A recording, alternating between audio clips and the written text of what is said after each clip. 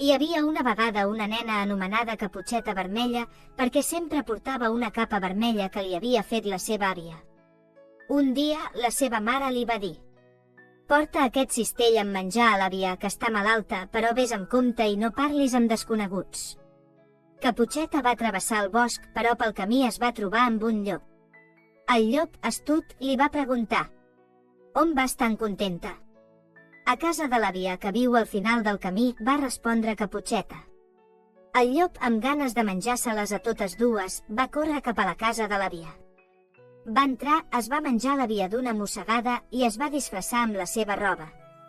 Quan Caputxeta va arribar, va trobar el llop al llit fent-se passar per l'àvia. «Àvia, quins ulls tan grossos que tens!» «Són per veure't millor, estimada». «Primeres, quines orelles tan grosses que tens!» «Són per sentir-te millor». «Primeres, quines dents tan grosses que tens!» «Són per menjar-te millor». El llop va saltar del llit i es va llançar sobre Caputxeta, però just en aquell moment va passar un caçador pel bosc. En sentir els crits, va entrar a la casa i va espantar el llop. Després van alliberar l'àvia, que estava viva dins de la panxa del llop, i tots tres van celebrar-ho amb un bon àpat.